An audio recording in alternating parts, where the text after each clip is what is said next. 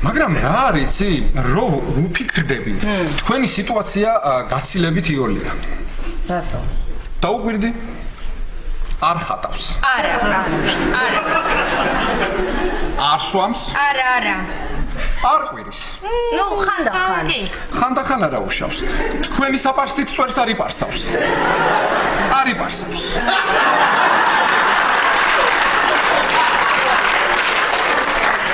როდის მიდის?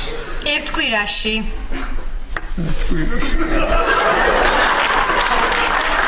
მაშინ საქმიანი წინადადება მაქვს თქვენთან. სურვილი არ გაქვთ რომ გავცვალოთ. რას ლაპარაკობ ახლა რა არის? პლუს ყოველ დღე თითო კვერცხს დაგიმატებთ.